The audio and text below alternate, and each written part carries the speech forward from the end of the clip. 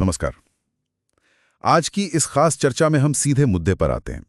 हमारे पास हैदराबाद से एक अहम खबर है, हाल ही में हुए एक विरोध प्रदर्शन के बारे में।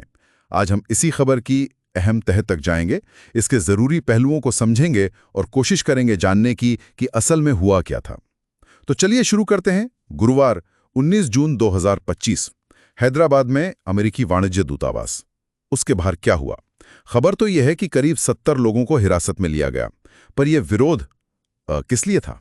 जी देखिए, जो रिपोर्ट है वो ये बताती है कि ये विरोध प्रदर्शन ईरान में जो इजरायली सैन्य कार्रवाइयां हो रही हैं उनके लिए अमेरिकी सरकार के कथित समर्थन के खिलाफ था। अच्छा। हाँ, और इसे ऑर्गेनाइज किया था भारतीय कम्युनिस्ट पार्टी यानी सीपीआई ने और उनसे जुड़े कुछ और वामपंथी समूहों ने मिलकर। तो उनका मकसद साफ था, अमेरिकी सरकार की नीतियों की निंदा करना। 70 लोग हिरासत में, ये संख्या तो है, पर यहाँ एक दिलचस्प बात यह आती है कि ये लोग कौन थे? मतलब क्या ये सभी बस हैदराबाद शहर के ही रहने वाले थे? नहीं, और यहीं ये बात गौर करने लायक है। जैसा आपने कहा, हिरासत में जो लिए गए उनमें 63 पुरुष थे और 7 महिलाएं थीं। लेकिन वो सिर्फ हैदराबाद शहर से नहीं थे। हैदराबाद से तो 29 लोग थे। ओके। असल में ज्यादातर लोग, मतलब 35 लोग, पास के रंगारेड्डी जिले से आए थे। ओह, रंगारेड्डी से? जी, और इतना ही नहीं, संगारेड्डी, खम्मम, आसिफाबाद, नलगोंडा, महबूबनगर, वारंगल, इन सब जिलों से भी लोग शामिल होने आए थे। वाह, मतलब ये कोई छोटा मोटा स्थानीय मुद्दा नहीं था। इसकी गूंज तो तेलंगाना के कई अलग अलग कोनों तक थी। लोग दूर दूर से आए थे आवाज उठाने। ये तो वाकई सोचने वाली बात है। तो फिर जब ये सब हो रहा था प्रदर्शन के दौरान, माहौल कैसा था वहां? कुछ खास घटना हुई? माहौल तो देखिए काफी गरमाया हुआ था। प्रदर्शनकारी जोर जोर से नारे लगा रहे थे। उनके हाथों में तख्तियां थीं, प्लेकार्ड्स थे। उन पे अमेरिका की जो सैन्य मदद है और इजराइल के लिए उसका राजनीतिक समर्थन, उसकी आलोचना लिखी हुई थी।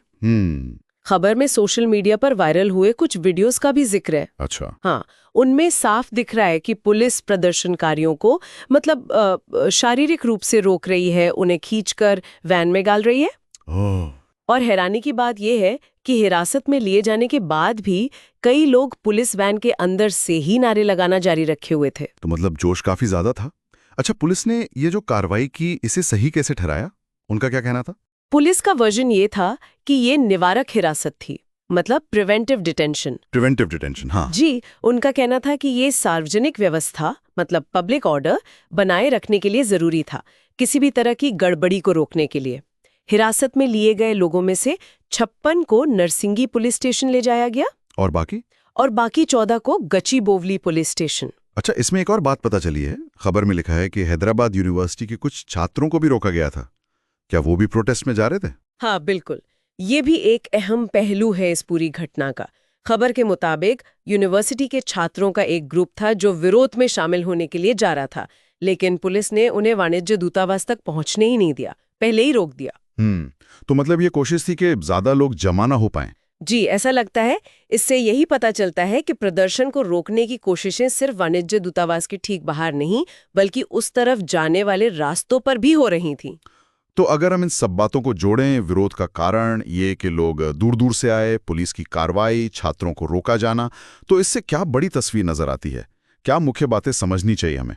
देखिए, ये घटना बहुत साफ तौर पर यह दिखाती है कि कैसे मध्य पूर्व जैसे दूर के इलाकों में जो वैश्विक मुद्दे चल रहे हैं और उनमें अमेरिका जैसी बड़ी शक्तियों की जो भूमिका है, हाँ, उसका असर भारत जैसे देश में भी जमीनी स्तर पर कितना गहरा हो सकता है।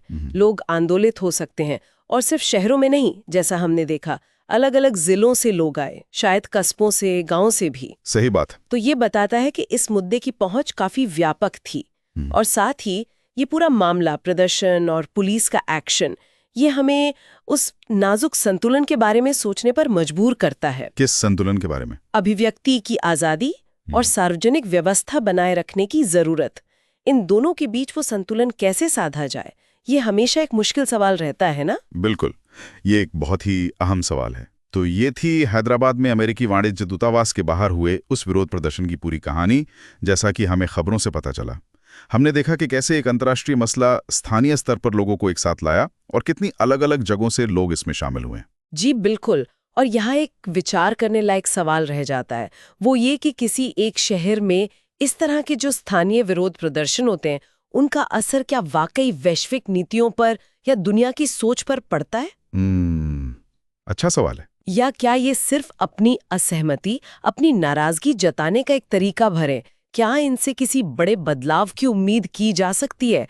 ये एक ऐसा सवाल है जिस पर शायद आगे और सोचने की जरूरत है।